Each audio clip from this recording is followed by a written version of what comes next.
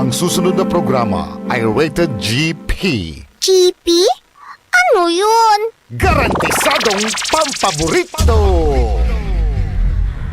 Ang inyong mapapakinggan ay isang bayad na programa. Anumang opinyon, balita o pahayag ay walang kinalaman ang himpilang ito. S-P-M Saray Balitan Matua ed Radyo Pangasinan. Programan magipasabi na Saray Matuan nagagawa ed balay. Probinsya, bansa, tanjad intiron mundo. S-P-M Saray Balitan Matua ed Radyo Pangasinan. Kaulo, Kaantabayo, say lawas kaaro tang kapaborito yo.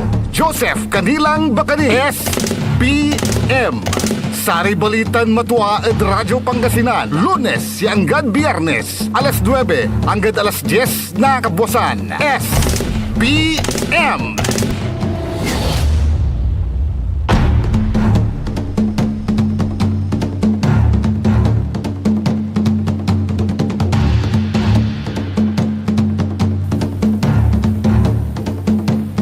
Good morning! Mabigya ka bosan Pangasinan Dagupan, naimbag ngal daw bigat kada kayo amin apo. Wadjala su SBM, Saray Balitan Matwa, ed Radyo Pangasinan. Nakaulop na nakantabay lang ulad sa inagaw at sa isang kaunuran-nuran balita sa lawas yun kaaro tan kapaborito Joseph Kanilang Bakani. SBM, Saray Balitan Matwa. Balo-balon programa yanapno na Saray Balitan Matwa kontra kakontra na Saray fake news. SBM, Saray Balitan Matwa. Siyempre kantabay ti matatatong talagagi kad sa agaw lang na Biyernes pet sa 6 bulan na Pebrero taon 2026 sa magtaryon kapaborito ya alon lanagad puso ng Madam Charis, Engineer Nixon Dakal.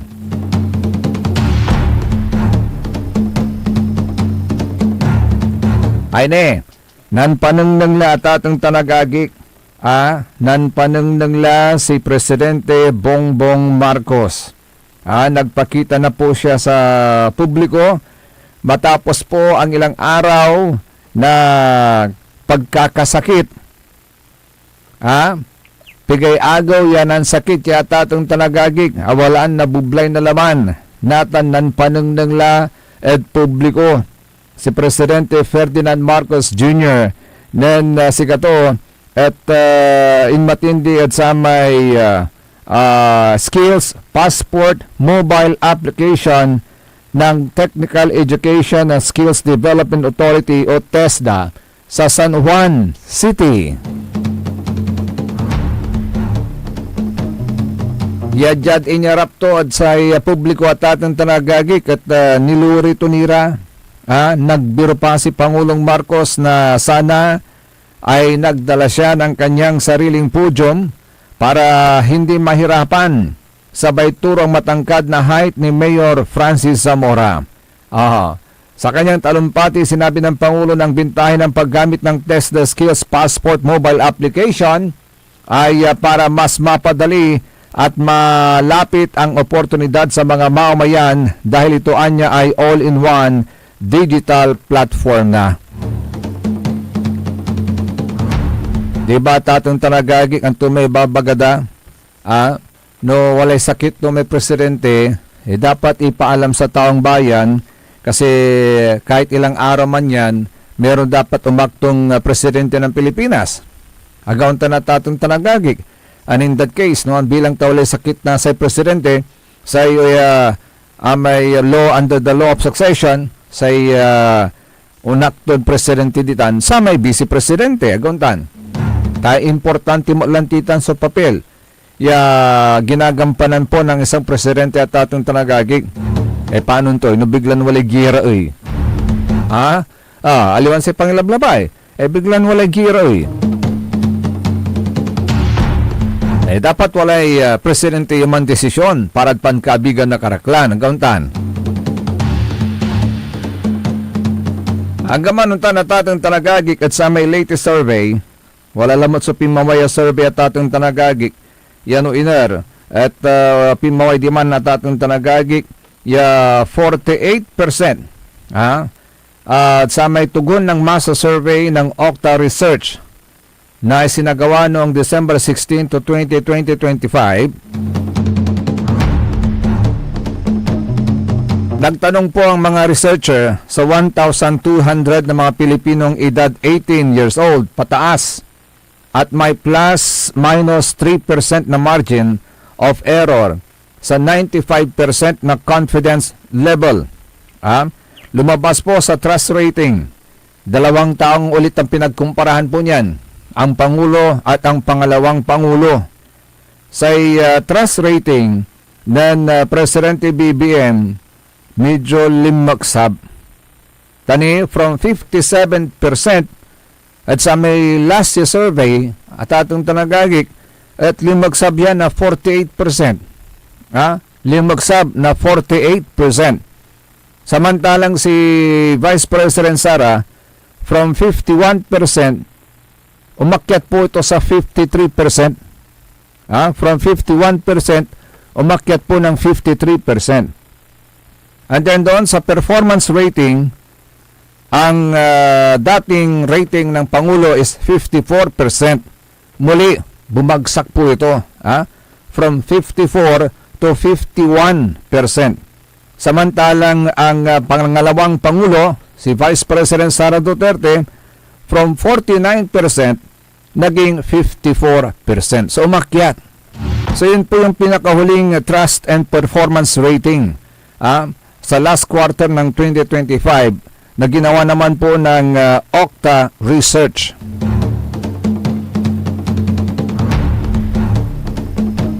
Actually, nagtanong pa nga sila kung sakaling magkakaroon ng eleksyon ngayon, sino ang magiging presidente mo? Kwanda, taluran totoo labat, so binitla di man, pimasa, at sa may rating sa tatang tanagagik, at sa may the situation report, sa kaya informal online poll result at sa may February 4, 2026 tinupod na no siya pa'y presidente antayin no siya pa'y sangkabalogan akala na sa porsyento with 97.6% with 97.6% the Vice President Sara Duterte.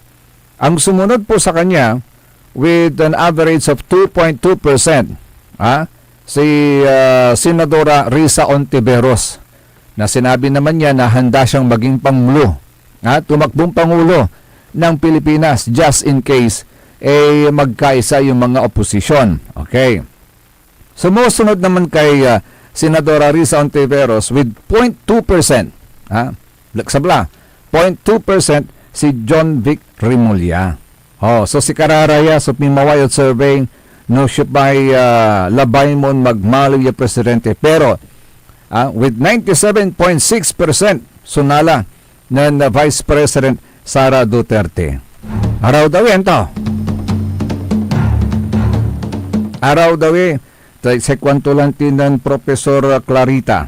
Kabayo yung Profesora Clarita.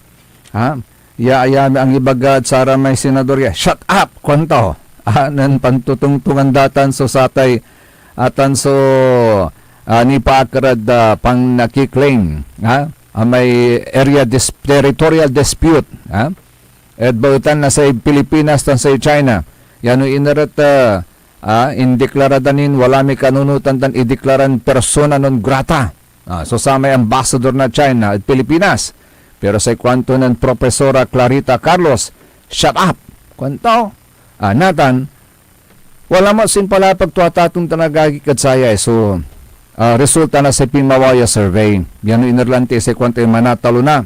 Si Vice President Sara Duterte with 97.6%.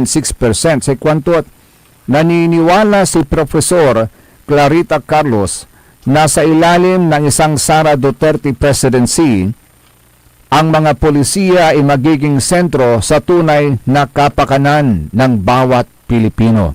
Si katutan so pala pagtatatong tanagagik. Because sa kay si Professor Soriano at Sara may rirespetuan niya political analyst advance tayon Clarita Carlos kung kumon sakit sara may re-respetuan iya political analyst advance tayong Pilipinas at bilang isang eksperto sa politika ti kwanto atatang tanagagik nakikita po ni Professor Carlos ang determinasyon at political will na kailangan upang unahin ang interes ng masa. Ay, nagkalalad sa hepin mapo iran issue aguntan sa tay flood control, malawakang korupsyon aguntan. Policy-driven leadership. Policy-driven leadership. Ito ang inaasahan ni Professor Clarita Carlos kung sakaling mamuno si Vice President Sara Duterte sa bansa. Sa ikwanto atatong tanagagik, ang focus ay nasa mga konkretong programa para sa ikabubuti ng mamamayan. Sa gitna ng mga hamon sa ating ekonomiya at seguridad, ito na nga ba ang direksyong kailangan natin? Sa ikwanto kalinawan sa polisiya at malasakit sa Pilipino. Ito ang nakikita ng propesor sa isang Sara Duterte presidency. Naniniwala ka ba ng kanyang estilo ng pamumuno ang sagot sa ating mga pangangailangan? Sino nga ba? Si Professor Carlos. Yan. Siya ay isang respetadong political scientist. Ang kanyang pagsusuri ay karaniwang nakabase sa political realism. Para mas maintindihan pa po ninyo at makilala po ninyo si Professor Carlos, kung saan tinitignan ang kakayahan ng isang leader na gumamit ng kapangyarihan para sa kayusan at pag-unlad ng Estado. Bakit niya ito nasabi? Akin tanibag at tuya at ating tanagagik ng Professor Carlos. Malamang ay ibinibida niya ang track record ni Vice President Sara sa Davao at sa kanyang kasalukuyang posisyon kung saan kilala siya sa pagiging disiplinado at direkta sa pagpapatupad ng mga utos. Kanyang sikatutan. So, ibabagatunatan ng Professor Carlos. At satan so samay naninang to at klase na leadership na ani. Ya nayarin posibleng nalik na nasa rey Pilipino numan bilang. Numan bilang at magmali presidente na Pilipinas si Vice President Sara Duterte.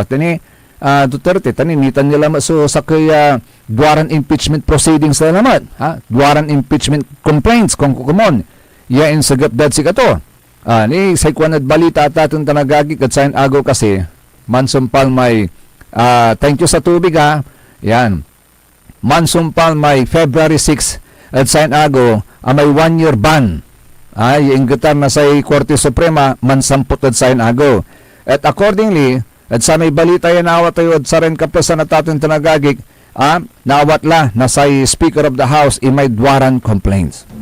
So by Monday siguro, isasalang na ito sa Justice Committee, Committee on Justice na sa House of Representatives. Titignan kung may sufficiency in substance. Kanin basura dala may insagap ng impeachment complaint mat. At kinan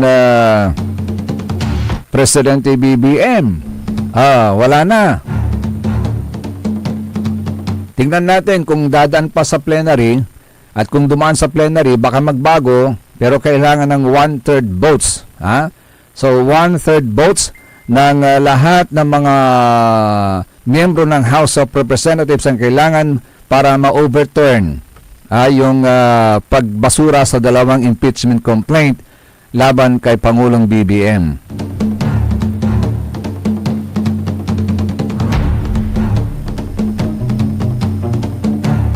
So nasa kamay na ng Office of the House Speaker yung dalawang impeachment complaints na yan laban kay Vice President Sara Duterte.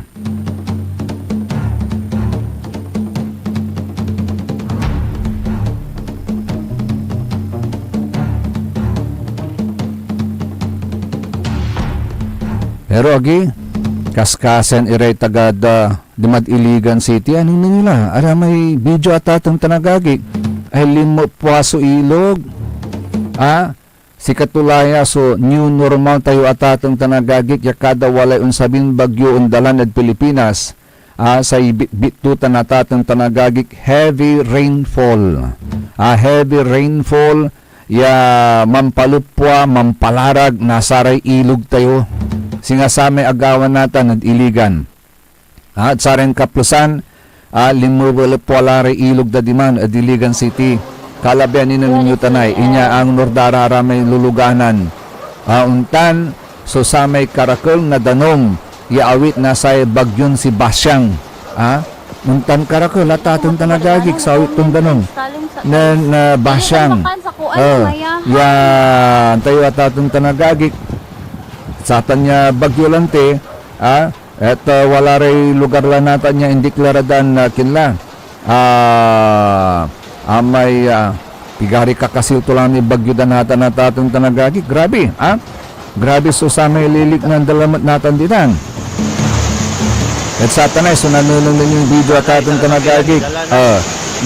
Nitan. So, nalnalgot iray luluganan, inya anor-anor da, iraratang niya luluganan, apir di lalamat. Anto ay grabe, so perdition to lalamat na natatong tanagagik.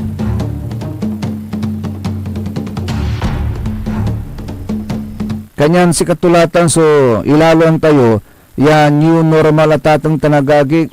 Nananyurara taray ni, puter-puter ira, abagbagbag iran kaabungan, puter-puter iran nasindag na saramay, tutanay, punpunti, agawang tanatatong tanagagik.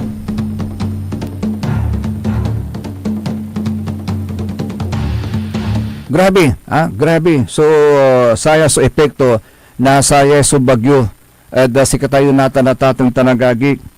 And hopefully, yag-agulan timot at atong tanagagik. Agtimot ko muna dalan na bagyo dyan luwag tayo Pangasinan. Particularly dyan syudad na Dagupan. Tanta timot sa sitwasyon dyan syudad na Dagupan, yan o nitan natin so maksiliuran, nitan natin bagyo, yawitin maksiliuran, undoubtedly talagang wala rin lugar ya talagang nadulap. And karaklan na sararatan niya na nadudulap at atong tanagagi karan lugar at syudad ng Dagupan, simpre araramay kin, atap-tapo,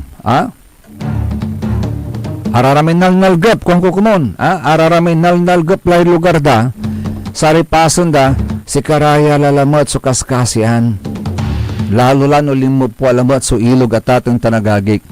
Although saray, at saya palabas si Agaway, anong nangkod social media mat, wala ray flood control projects da, binibisita ta at atong tanagagik at sari barbarangay, and hopefully it will work, napinabangan titan, so saratan niya flood control projects in-implement da at sari barbarangay, and hopefully agatan makadasyang nasay bilay, gamakadasyang nasari kagkagawaan property sa tatong tanagagi kaguntan.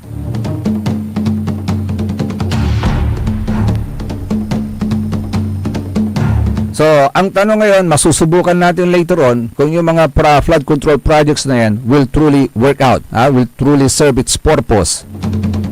Tingnan natin.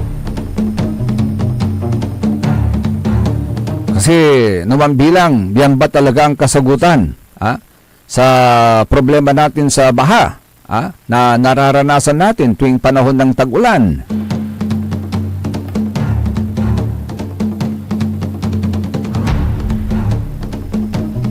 Natan, dyan sa'yo ay indadalan, dadalan lamot.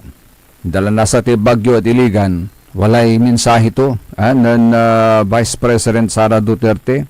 Wala may impalapag to at atong tanagagig ni Pakarad saya. Say ibabaga to sa opisina to mismo, the Office of the Vice President, at walay kay kreaton damot ya sa may sa kaya unresponde makatulong at sa tay arayan pakakalik na tayo. Tumibabaga ng Vice President Sara Duterte, bubuo po sila ng isang disaster, nagtayo po sila ng isang disaster operations center. Ito po, pakinggan po natin ang pangalawang Pangulo ng Pilipinas, Vice President Sara Duterte.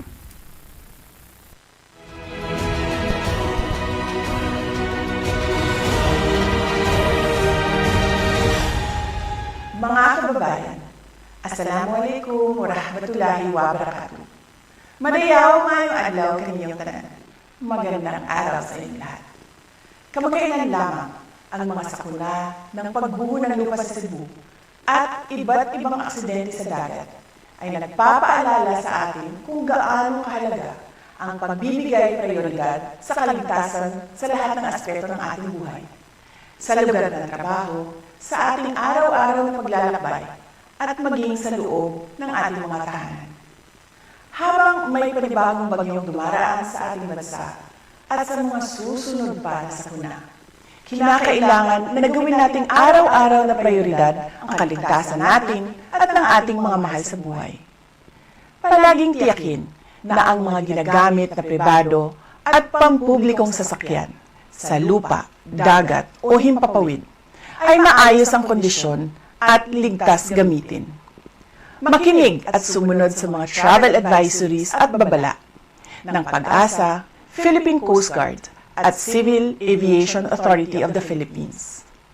Ang pagguho ng lupa, pagkakakuryente, pagkalunod, pagkasira ng bahay at pagbagsak ng mga debris ay karaniwang epekto ng malalakas na ulan at hangin.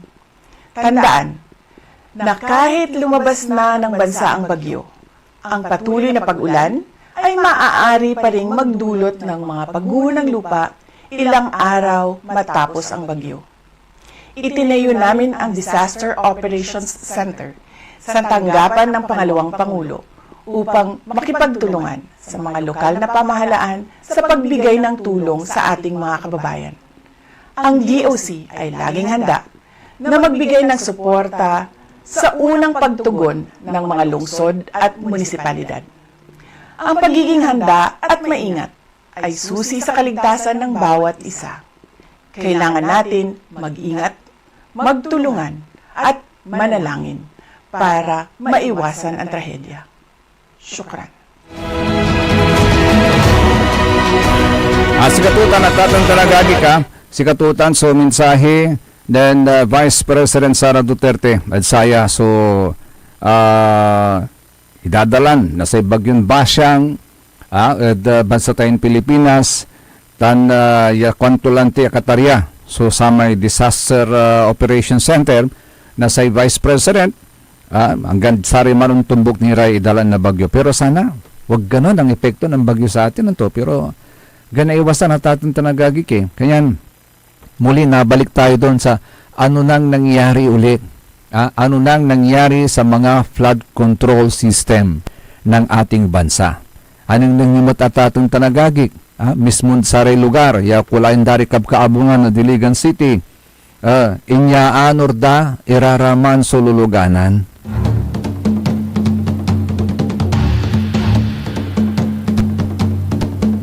And hopefully ang gapoy a disgrasyan bilay at satan niya agawa.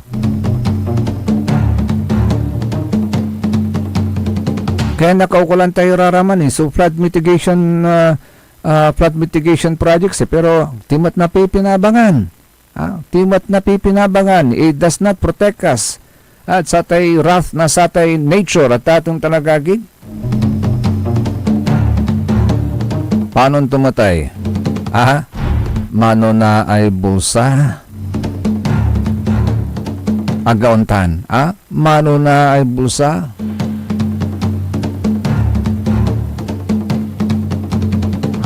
kwanto lang ti may katungtong ko in fairness at saratay empleyado na DPWH kwanto ta may kinta ni may katungtong ko kaklase kad high school civil engineer sa kwantot in fairness at sararatan so engineers na bansan Pilipinas agdatan gawon no ang gapuy mando wala kasi kunay man mamando at sikara kanyan untan so nagagawa katulantin si Katutan so pitalaran tayo ang gadsaren kaplasan yaararatan ya man mamando at sikara sikaramot kumon So, manbunbun ng malamig na rehas. Kasi imagine, trillions of pesos. So, napipirdiad ka ba na baloy? Diatan ko mo niya trillions of pesos sa tatang tanagagik, balbalog latan niya makatulong. At sari tutu, at sari umbaloy.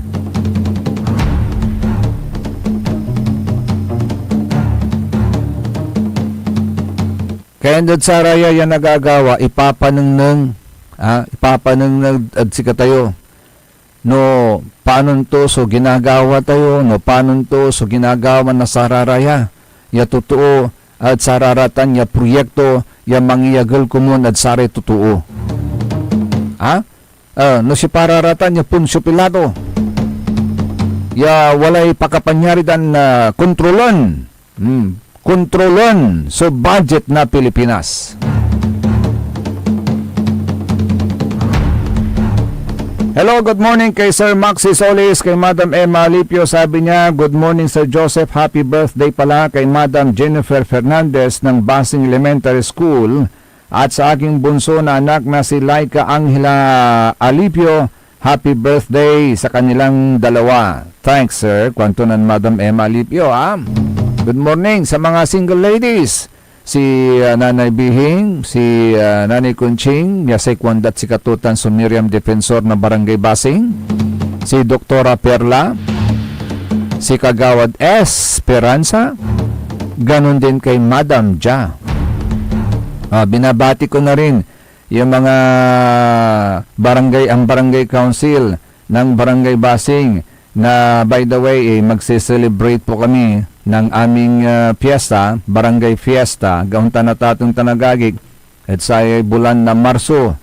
But this early, wala laso preparasyon niya gagawin, kanya ni papakabat walad sa taga barangay Basing, ni walay religious activity yan nagawa. Gapo laso sa may nobena at San Isidro Labrador at sa Pebrero 20, Agaw na Martes. Agaw na Martes itan. Pebrero 20 hanggang 28, 9-day novena tan para inararon San Isidro Labrador. Insan no Marso 1, March 1, walay nagawan libot, masaksak baya libot ya, as usual, alas 4 kabwasan. No limibot latan ng San Kalikas sa tatong tanagagik tawali banda ya mangulup at San Isidro Labrador. Insan no piyesta mismo, March 2, walay nagawan binyag, binyagang barangay. Yan, binyagang barangay, baptism and fiesta mass, alas 10 ng umaga. So lahat po ng gustong magpabinyag, magpunta lamang sa Jesus of Nazarene Parish Office at hanapin po ninyo si Sir Ryan Fabia para makapagparehistro po kayo at makasali po kayo sa binyagang barangay. At meron ding mangyayaring kalutan at dalan. May kalutan at dalan matditan at barangay Basing at atong tanagagik. Akin si Kilabat si Riwalik na po ganyan man kalutan at baloy at dalan. Ay sarag mimat at barangay Basing. Agauntan. No sarag man kalutan at dalan, sarag mimat. So walay nagawan kalutan at dalan at barangay Basing sa February 25. Agong na Miyerkules itan. Manlapod alas 4 at ngaram. Natan, walay registration tumat itan. Mamura labat. Aliwan sinadjad balay may medyo mable. Jad barangay sa registration fee 200 pesos labat. Insan numangala kayo long table, sa kayo long table tan sampluran yarungan, walay charge ton 200 pesos mat. So 200 plus 200 sa total 400 pesos. O di ba? Mamurmura. Kalutan at dalan at barangay Basing, February 25, alas 4 at ngaram. Untole susari balitan matwa, kaya rin inasari ang pakabat, tanpay mano manalapadid saray manangantabay. ang puta-putang Iran Balita. Huwag niyo kong subukan. I am sorry. Kung walang kurap, walang mahirap. My God, I hate drugs. Mahiya naman kayo sa inyong kapwa Pilipino. Ang puta-putang Iran Sunata. Dame un Son ang puta-putang Iran Impormasyon. Aya sa number 1 pop music station. DWJE 88.1 FM. Radyo Pangasinan. Paborito. Want to escape the hustle and bustle of city life? Look no further than the River Palm Hotel and Resort, your premier destination for affordable luxury in Pangasinan. Nestled in the heart of Barangay Banyaga, Bugalyon, our hotel is surrounded by the breathtaking beauty of the Agno River. Our haven for comfort embodies the essence of Southeast Asian hospitality. Whether you're seeking a romantic getaway, a family vacation, or just a peaceful retreat, the River Palm Hotel and Resort is the perfect choice. So what are you waiting for? Book a tranquil experience where unforgettable memories are waiting to be made. For reservations and more information, visit our Facebook page, River Palm Hotel and Resort. Your home by the river awaits you. Ngayong 2025 ay ang ika-100 taon ng pagbibigay serbisyong pangkalusugan ng Region 1 Medical Center bilang isa ng 1,500 bed capacity na ospital.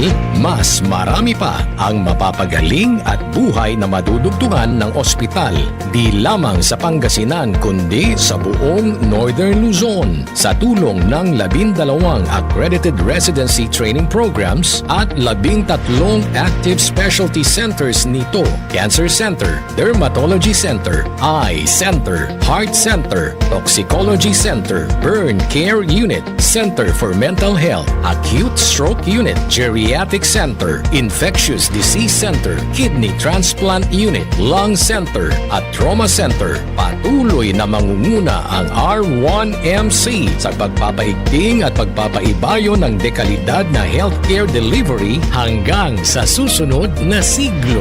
100 years of healing, compassion, and service. Region 1 Medical Center, ang inyong partner sa kalusugan. Region 1, number 1. Asahan po ninyo ang dekalidad na serbisyo sa Region 1 Medical Center at ng Department of Health.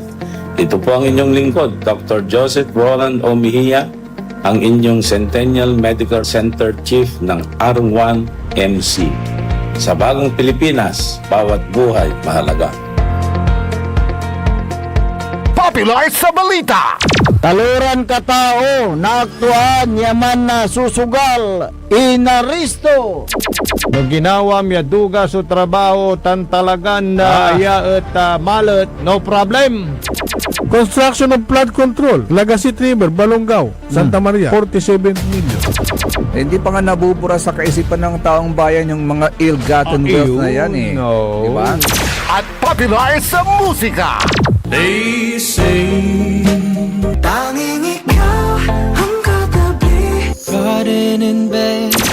Ito po ang DWJE 88.1 FM Radyo Pangasinan, ang inyong number 1 pop music station.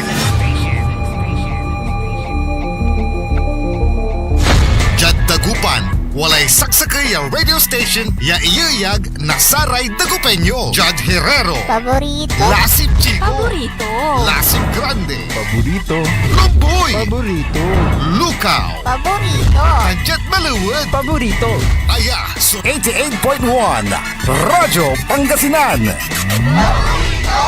Paborito ng kabataan at matatanda.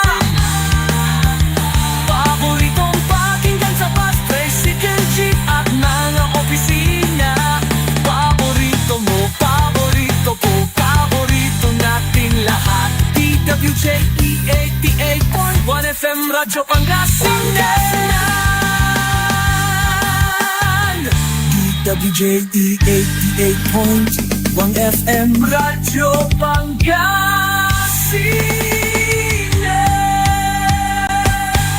Paborito.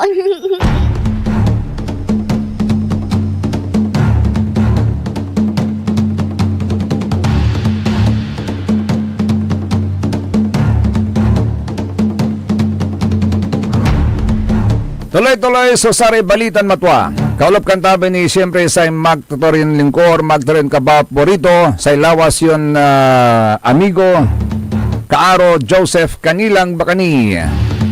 Hello, good morning kay Sir John Ray Bautista. Good morning, sir. Siya nga pala, doon sa novena, start ng novena sa Barangay Basing, pinapaalala po natin na may kanya-kanya po kayong assignment dyan, ha? Purok 1, Purok 2, Purok 3. Sa unang araw, Purok 1, kasama yung mga barangay officials. Purok 2, susunod. Purok 3, Purok 4, Purok 5, Purok 6, Purok 7. Kanyan tuop-tuop yung sarili yun dito, niya minubena, ha? San Purok 8 is the Kalit Elementary School. And Purok 9 is the Barangay Council again. Mansampot at sari membro ng Barangay Council. Oh, by the way, speaking of Bin Malay, ay trending lalamot ken social media, itan so ordinansa, ordinansa ya papatungtun natan ditan at bali na Bin Malay, ni pakaratsatay panaglamay nasaray inatoy. Trending lalamat ita na tatong talagagig na pag-uusapan pong muli yan, yung bagay na yan. Yasay kwandalante, dasari reaction da tatong talagagig, yung ordinansang 9 days na yan sa burol ng patay, hindi rin daw nasusunod. Ibig sabihin, walang ipin. So, pag walang ipin, di rin nasusunod, useless kwanto si rin. Nagauntan. Kasi ang gamanuntan, wala ta na ordinansa, wala rin susubra kununi at 9 days. Batay sa Municipal Ordinance number 23-2025. Ditan at bali na Bin Malay, na inakda po ni na Councilor Jose Carrera at Amilito Season, dapat 9 days lang ang maximum na araw na ibuburol ang patay. Pero ang nangyayari daw, may lumalagpas naman sa 9 days. Batay sa ordinansa, ang sino mang lalabag dito, makukulong pa ng 15 araw at magmumulta ng 2,500 o 2,500.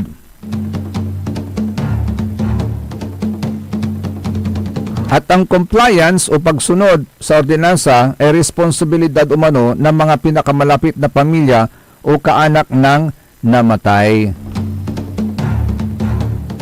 Because ang punto naman ng ordinansa is risky daw sa health, sa sanitation, public health, sanitation at environment.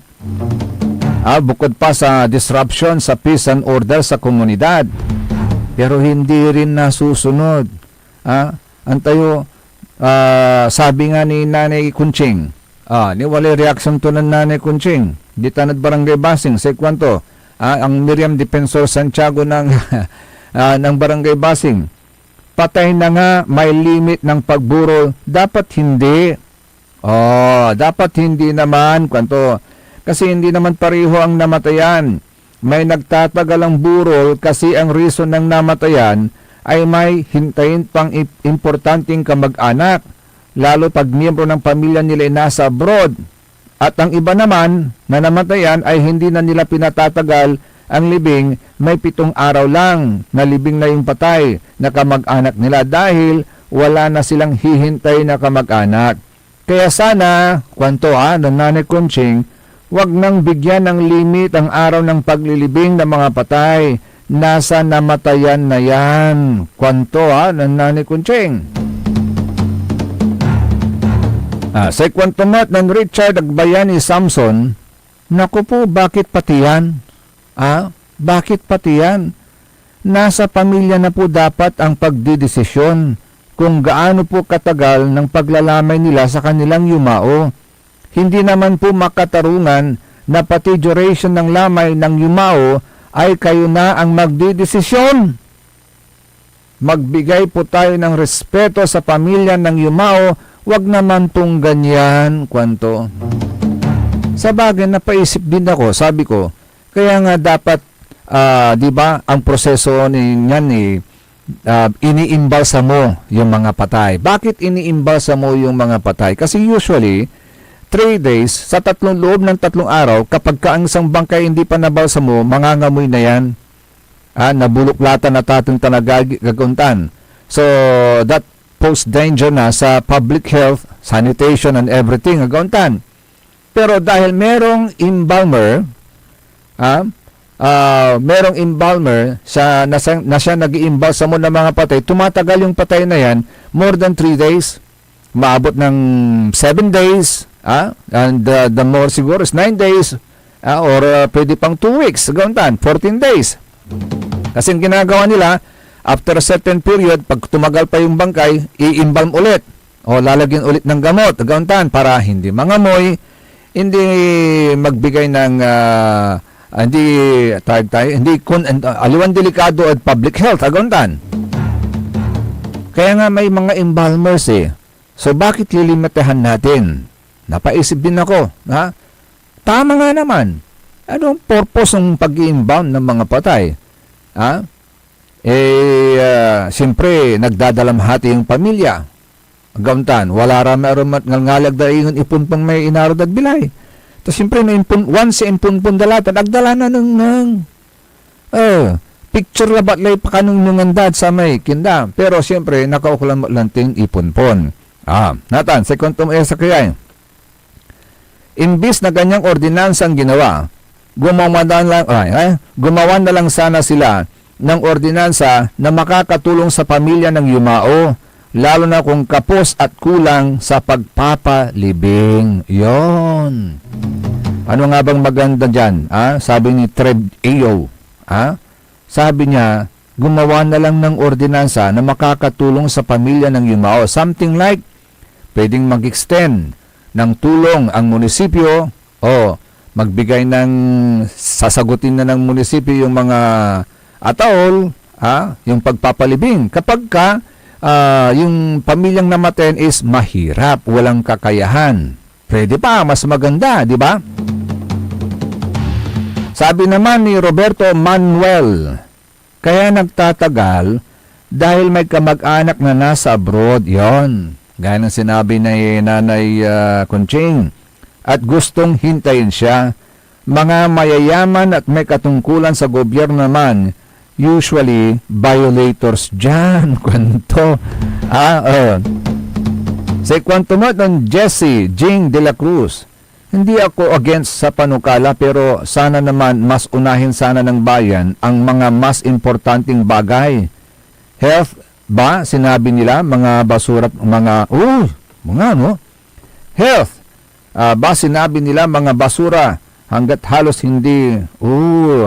hindi makulikta. Yon! Speaking of health, kung ang fear po ninyo is public health, sa matagal na pagpapalibing ng mga patay, dyan sa bayan ng Binmaley, bakit hindi raw napapansin yung mga basura na halos hindi makulikta? Hindi tadmanat ang tayo may gagawin dan taytay. May balo-balong taytay ditan. Yaluk-luksab. Kwanta mo, taytay ang tawag mo, taluk-luksab. Usually, say taytay na nanununong tayo, tagtagagantan.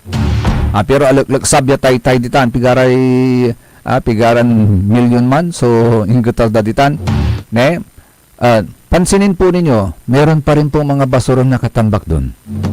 May isa ring poste dyan, antayo may babagbagan dan abong ditan, walay poste na kuryente ditan, may mga basura dun. Hanggang ngayon, hindi pa rin po nakukulikta. Yan ang kanilang napansin dyan po sa bayan ng Binmaley.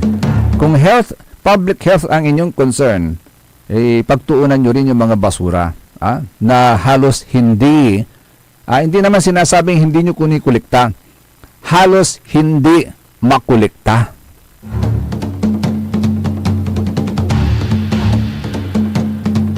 Ito pa, maganda ring reaksyon nito, sabi ni Lyra Joy Lopez Gulang. Sana yung burial assistance hindi rin sana lalagpas ng 2 buwan bago makuha. Kawawa naman yung mga kamag-anak ng namatay kung talagang walang-wala din sila. Imagine, tama nga, no, ha? Sa ikwantumot ng Mark Garcia kliyente, binmali lang ata ganyan na. Ano po ba risk pag lumagpas ang 9 days? Pati ba naman sa patay, gagawan nyo pa ng nonsense na ordinansa? Kunto, ako ibabagatan sikat may ibabagay, si Mike Garcia Yante. Yung nonsense na ordinansa, kunto, bakit hindi nyo nalang ituon sa pagpapaganda ng binmalay ang atupagin ninyo, kunto? Ito pang isa, sabi naman ni Rolly de la Cruz, kayo ito ay may matuan liknaan data atong tanagagig. Sa kwanto ng Rolly de la Cruz, parang gusto pa ata ng gobyerno magkaroon pa ng tax ang lamang kwanto. Kasi may penalty kasi. Penalty sa form of tax sa gantan. Pigara may penalty, 2.5. Abuso na talaga. Samantalang yung mga bilyong-bilyong ang nakurakot, hindi man lang pagtuunan ng pansin. Kwanto. Sa ikwantumot ng Mertz Valdres Jr. Naku, pati ba naman yan, may ordinansa na. Maraming dahilan yan kung sakaling lumagpas ng 9 na araw, halimbawa kulang pang gagamitin ng pamilyang namatayan ng pera. At pangalawa, paano kung may hinihintay ng kamag-anak? Yun na nga, mula sa abroad. Sana naman, irespeto na lang sa namatayan kasi di naman nila bubulukin yung namatay hanggat na-solve ang kanilang problema. Kwantumat, ni punto rin siya.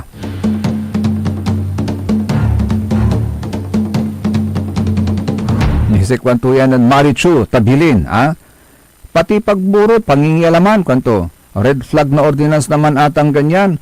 What if may inaante na kamag-anak? Patay na nga, saklawin pang desisyon ng pamilya. Respeto na lang sa kagustuhan ng pamilya. Noong COVID days, pwede pa na may duration kasi may valid reason.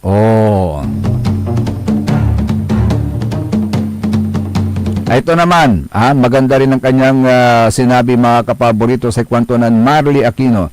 Hindi naman masama yung panukala, kaso hindi lahat ng namamatay nasa magandang antas ng pamumuhay. Kwantumat.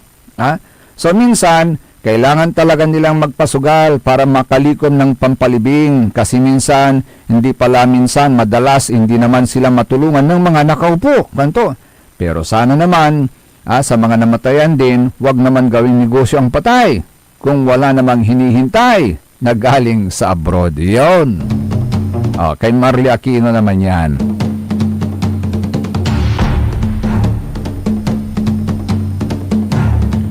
Sa kwanto yan, paano kung may hinihintay galing sa ibang bansa na sobrang higpit ng employer yan?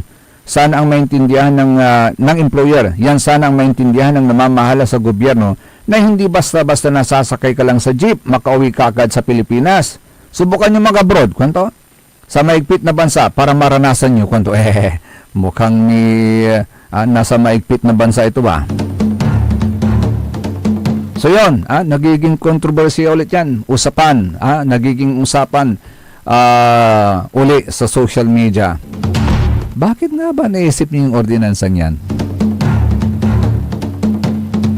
Mas maganda siguro nakaisip na lang kayo ng ordinansa na tutulong ang gobyerno magbibigay ng burial assistance sa mga walang-wala sa buhay. Mas maigi pa siguro, no? Pero ordinansa na eh.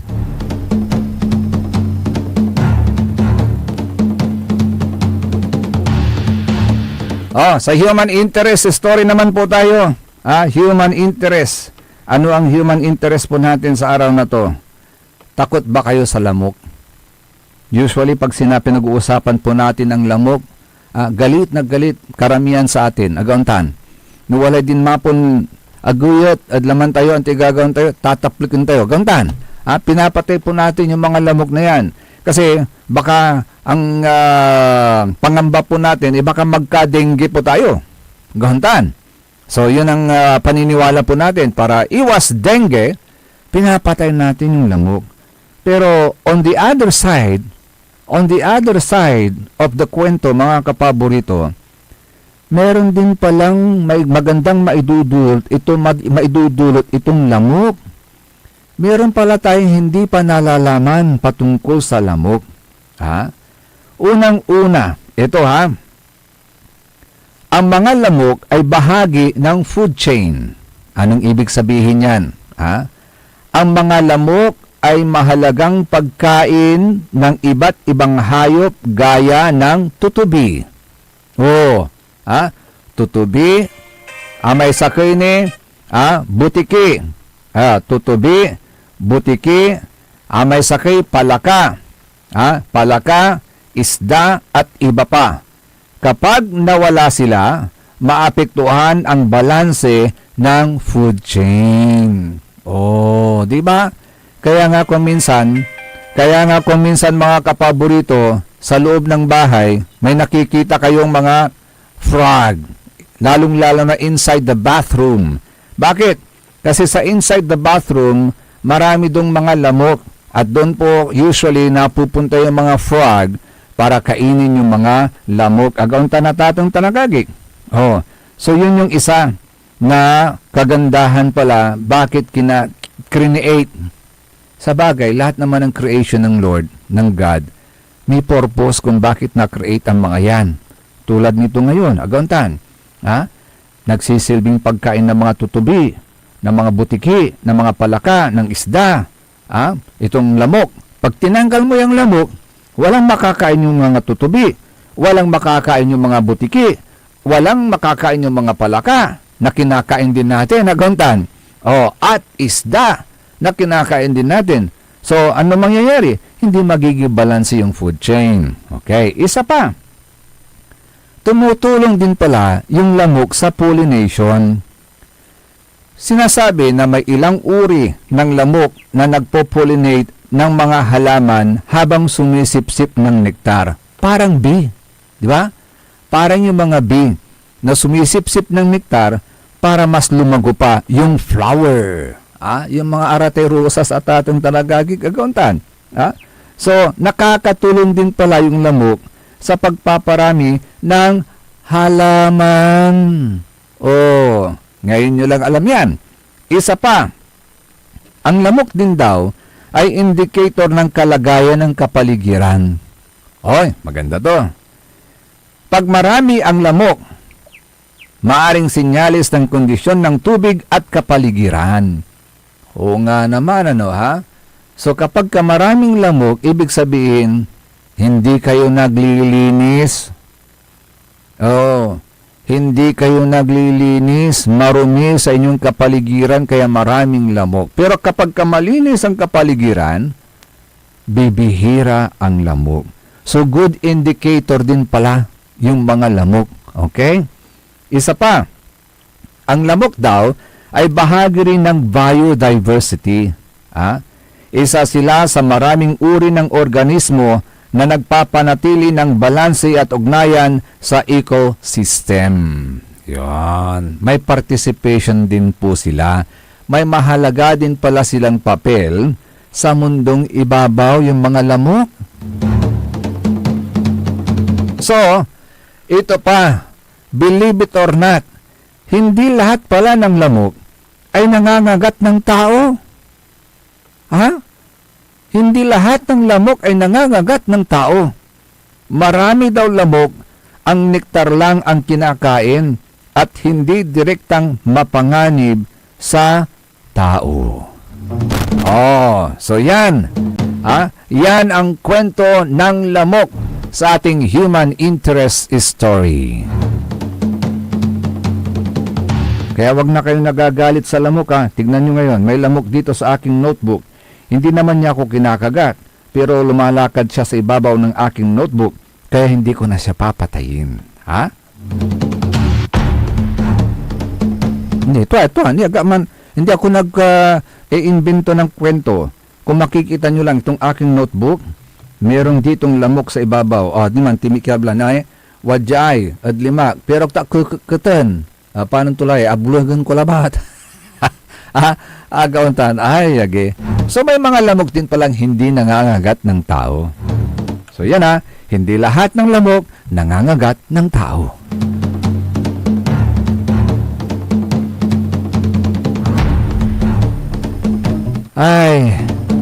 Pero problema pa rin po natin talaga dito sa bago tayo pumunta doon sa problemang yan. May panibagong pasabog si Secretary John Vic Remulla, ang ating DILG Secretary. Antayin may kaso to may sanina. May nanay pulis ang sami anak to, ya pinatida. Sinabi ni Secretary Remulla na sa kanilang masusing investigasyon na ginawa, papaway at atong tanagagig, ya aramay sa nasawa, ya suspect at pamatid sa aramay san ina, kaiba danira may anak da. Ay, agi. Kaiba da, may anak da, ibig sabihin, na imatunan da kasi, so ginawa na sarami atang da at sarami sanina. Kaya ang sabi ni Secretary Remulla ng DILG, anong klaseng utak ka na meron? Anong klase puso ka na meron? Na pati anak mo, isasama mo sa disposal at sa commission of the crime. Grabe, Ryan sa nasawa manaya. Imagine, jad arapan na sari anak da, ginawa daman so krimen, impananang da, so ginawa dan krimen, pinatay dama ina, pati may ugaw, ya kaparpara na sarami anak damatla. Ay duman talagay utak dararaya. Aliwaran totoo iraraya sirin. Hindi totoo, hindi tao ang mga ito. Ito yung mga taong buhay pa ay sinusunog na ang kaluluwa sa impyerno.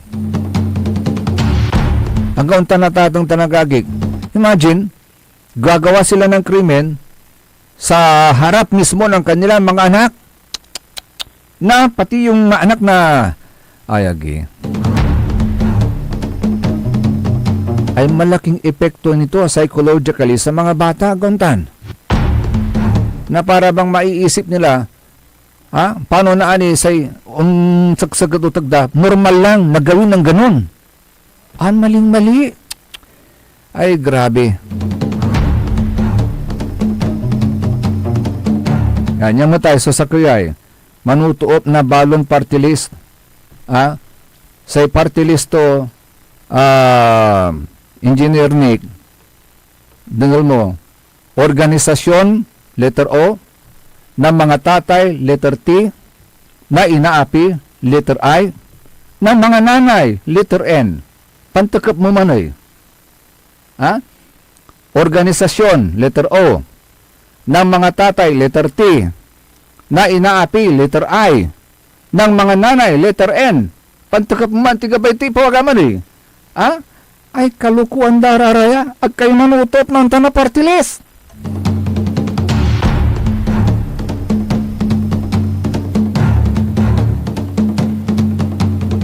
Ilon sa tagunod sa February 49? Luko raraya. Agyaligon iraraya.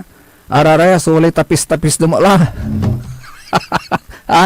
Agi organisasyon ng mga tatay na inaapi ng mga nanay party list. Ay manisya nino Andres party list kwanto. Pero ay dumaya ay. Pantul ka pun mo may ay sus.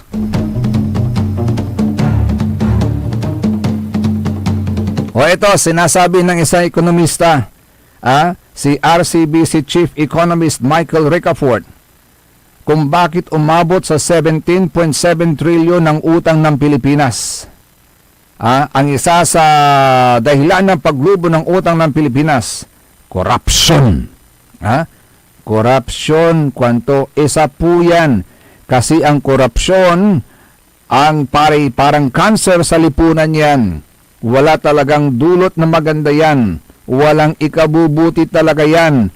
Tama po yun. Kaya po dumadagdag din yung gastusin kasi dahil yung mga ganong aligasyon.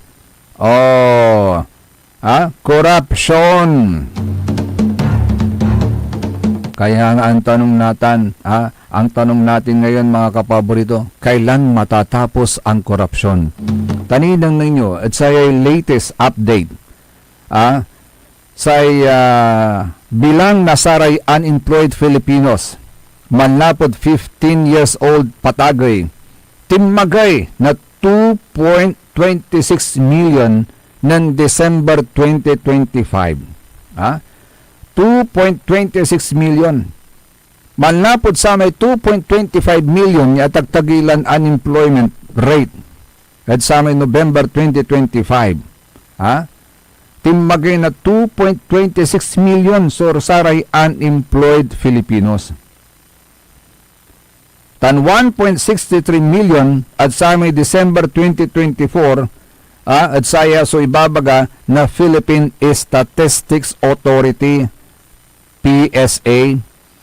The number of unemployed Filipinos ages 15 and above increased to 2.26 million in December 2025 from 2.25 million in November 2025 and 1.63 million in December 2024.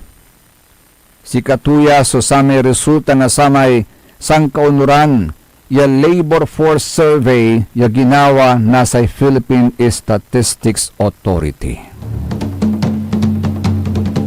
No kumuntanggap'y korupsyon, baka sakali hindi ganito kalaki yung bilang ng mga walang trabaho sa Pilipinas. Ay nako. Kaya pala, congratulations sa mga nangunguna sa medal tally sa SDO1 Pangasinan Athletic Association Meet 2026 na may temang Leveling Up, Achieving Greatness Together Through Sports. Narito po yung partial and unofficial medal tally. Ang Agno, meron na pong 2 silver at 4 na bronze as of February 5 po ito. Kahapon. Aguilar, 1 bronze, Anda, 2 gold, 3 silver, 5 bronze. Ang Bani, 3 silver. Ang Basista, 4 na silver, 5 bronze. Ang Bayangbang, ay mamapas siya Bayangbang, 27 golds, 6 na silver, 6 na bronze. Ang Binmalay, meron na rin. Alon Lunag, Saksakini. Binmalay, 1 gold, 3 silver, 2 bronze. Saybulinao, 2 golds, 11 silver, 9 bronze. Bugalyon, 1 gold, 1 silver, 3 bronze. Burgos, 1 silver, 1 bronze. Calasiao, 6 golds, 3 silver, 4 bronze. Saydasul, 0. Infanta, 0. Labrador, 0. Lingayen, 17 golds, 15 silver, 9 bronze. Yon. Mabini, 0. Malasiki, 3 golds, 1 bronze. Mangatarem, 2 golds, 9 silver, 7 bronze. Mapandan, Mapandan, good morning kay Mayor Carl Christian Vega. 4 golds, 5 silver, 3 bronze. Tayo dito at bali na Mapandan, very supportive si Mayor ditan sa Ray Sports, wala may team daditan niya, nirigalon to na rubber shoes. Bali-bali ran rubber shoes at ating to nagagik. So sana lahat supportive sa sports ng mga kalanguran. So Santa Barbara naman, 1 gold, 1 gold lang. Yan. Sa Sual, 1 gold, 1 bronze. Sa Orbis Tondo, 1 silver, 1 bronze. Yan po yung partial and unofficial medal tally as of February 5, 2026 at 7 p.m. sa SDO1 Pangasinan Athletic Association Meet 2026. Sikaratan sa saring balitan matwa. And because it's Friday today, see you again on Monday mga kapaborito. Akalo bakantabay lalangula sa ilawas yung kaarotan kapaborito Joseph Kanilang Bakani. Kantabay team on the technical side ng kaperom sa alon na nagpuso ng Madam Charis, Engineer Nixon Dakal. See you Monday mga kapaborito, dito lamang po sa number 1 pop music station ng lalawigan ng Pangasinan, DWJE 88.1 FM Radio Pangasinan, Paborito! Ang inyong napakinggan ay isang bayad na programa. Anumang opinyon, balita o pahayag ay walang kinalaman ang himpilang ito. SBM Saray Balitan Matua ed Radyo Pangasinan. Programan magipasabi na saray matuan nagagawa ed balay, probinsya, bansa, tanjat intiron mundo. SBM Saray Balitan Matua ed Radyo Pangasinan. Kaulok, Kaantabayo, say lawas kaaro tang kapaborito yo. Joseph Kanilang Bakani. SBM Saray Balitan Matua ed Radyo Pangasinan. Lunes hanggang Biyernes, alas 9 hanggang alas 10 na kabuwasan. SBM Popular sa balita. Taluran ka tao, na aktuan yaman na susugal, inaris